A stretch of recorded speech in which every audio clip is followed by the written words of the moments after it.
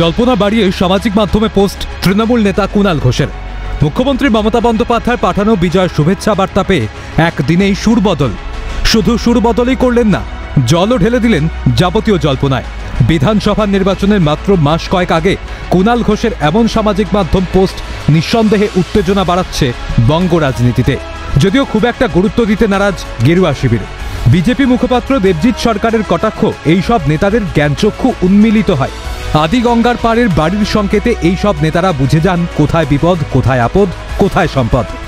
মাঝে মাঝে এনাদের জ্ঞানচক্ষু উন্মিলিত হয়। এই কুণাল ঘোষ মাঝে মাঝে দেখবেন জ্ঞানচক্ষু উন্মিলিত হয়, কিরম কিরম যেন করেন, কিরম কিরম কথা টথা বলেন। আমরা ওইসব দেখি, শুনি, বুঝি, কিন্তু তারপরে বুঝি যে ওই আদিগঙ্গার পাড়ের যে বাড়িটা না, সেই বাড়ি থেকে কিরম একটা সংকেত আসে, তাতে ওনারাও বোঝেন ওনাদের কোথায় বিপদ আর কোথায় আপদ আর কোথায় সম্পদ, সব ওনারা বোঝেন। ঘোষের পোস্ট পড়ি না আমি, যদি কখনো খুব মন খারাপ থাকে আমি পোস্টের নিচে কমেন্ট গুলো পড়ি, মন ভালো হয়ে যায়। হ্যাঁ, আমি কুণাল ঘোষ কি পোস্ট করেছে আমি পড়ি। গুরুত্ব দিতে নারাজ ঘাসফুল শিবিরও।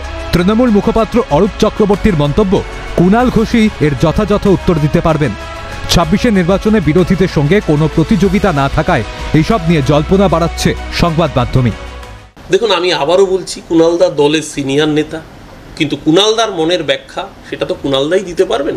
কিন্তু আমার মনে হয় এটার মধ্যে কোনো বিতর্কের অবকাশ নেই। আসলে যে ফাঁকা মাঠে গোল দিয়ে যাচ্ছে তৃণমূল, ফাঁকা মাঠে গোল দিতে দিতে তৃণমূল বড্ড বোর হয়ে পড়েছে। তাই জন্য আপনারা এইসব নিয়ে স্পেকুলেশন করছেন যাতে একটু রাজনীতির ময়দানে বিরোধী একটা ভাব তৈরি হয়, কিন্তু এখানে কোনো বিরোধিতার জায়গা নেই। কুণালদারই কয়েনে মমতাদির নেতৃত্বে, অভিষেক বন্দ্যোপাধ্যায়ের সেনাপতিত্বে ঐক্যবদ্ধ তৃণমূল। তাই মমতাদির নেতৃত্বে, অভিষেক বন্দ্যোপাধ্যায়ের সেনাপতিত্বে চতুর্থবারের মতো মাটি মানুষের সরকার গঠিত হচ্ছে। সব মিলিয়ে কুণাল ঘোষের পোস্ট নিয়ে আক্রমণ প্রতি আক্রমণে তৃণমূল বিজেপি।